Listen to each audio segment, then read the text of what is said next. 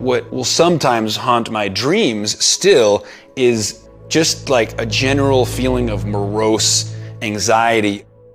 Everyone experiences a version of anxiety or worry in their lives. I don't know why I opened up and talked about it, but I guess I was just sick and tired of just having it inside of me for 20 plus years, and I was ready to make a change. What helped me the most, that I want to impress upon all of you, is that I realized that part of my identity is saying no to things I don't want to do.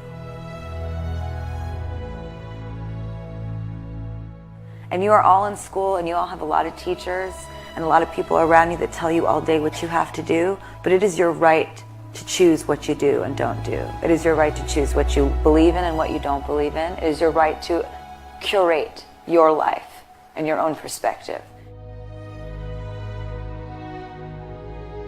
We all go through things. We all go through struggles, right? There's probably everybody in this room that goes through struggles the same exact way, and I think that's what we all have to realize. It's just something that every single person goes through.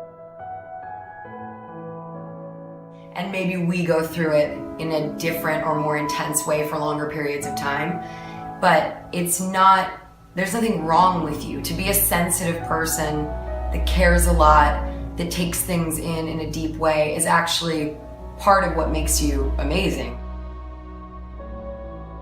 I also struggled a lot with anxiety and depression. If you start to feel like you are twisting things around you, and you start to feel like there is no sunlight around you, and you are paralyzed with fear, here's how you can help yourself. First, you have to understand what anxiety is, and you have to understand the connection between worry, which is something we all do, and self-doubt, which is something we all do, and anxiety. Anxiety is what happens when your habit of worrying spirals out of control. It's important for you to foundationally understand that anxiety and worry are the same thing. It's just that your body starts to get agitated, and that's when we call worrying anxiety. Your heart races. You might sweat a little bit. You might feel tightening in your chest. You might feel a pit in your stomach. You have a surge of cortisol. You can actually beat it.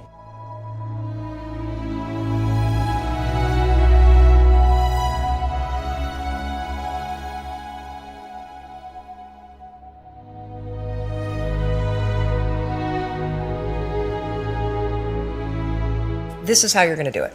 So all day long, you're going to have moments where your thoughts drift. Like, you'll just be hanging out with your friends, and then suddenly you're like, I'm not sure that that person likes me anymore.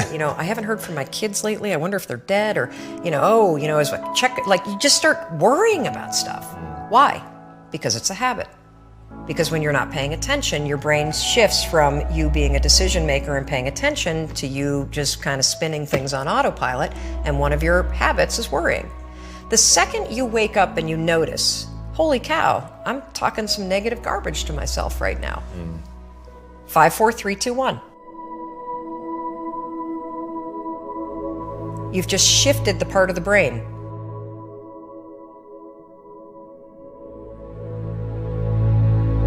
You've shifted from the basal ganglia, which is where your habit loops are spinning, and you've awakened your prefrontal cortex. You've also interrupted that pattern.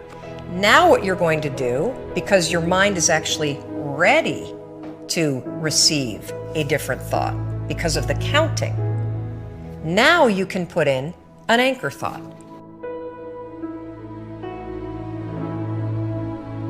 Like, if you have a mantra, if you've got a vision about the way that your business is going to turn out in 5 years, if you just have a thought that makes you really happy and proud, insert that. Now, why does this work? It works because of the counting. And I'm not kidding. We know, based on research, that positive thinking alone, not effective. In some instances, trying to force yourself to think positive can actually make the worries worse. Why? Well, the reason why is because it's really hard to just change the channel. What we have to do first is basically interrupt it and turn off the TV, and then turn it back on with the prefrontal cortex awakened. So the counting is essential. And so you can start using this today.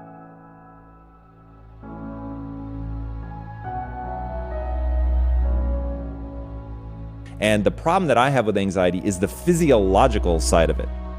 I got shallow breathing, rapid heart rate, and most terrifyingly, the blood is actually leaving the prefrontal cortex. And so you're getting into a position where your higher level cognition is actually being shut down because it doesn't have blood flow.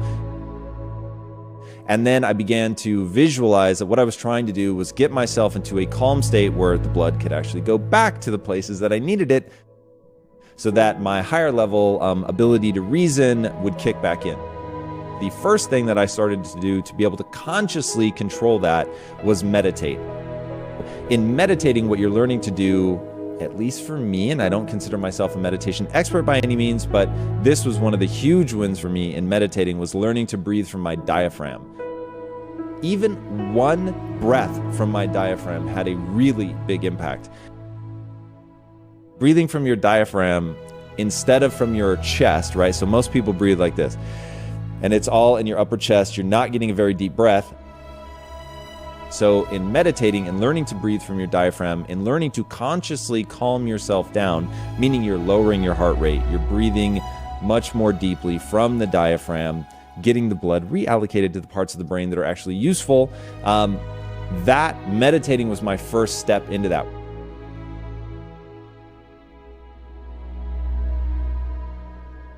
When there are really hard times, there are so many tools that you can use to help yourself in those times, and it does get better and easier as life goes on and you start to get to know yourself more and what will trigger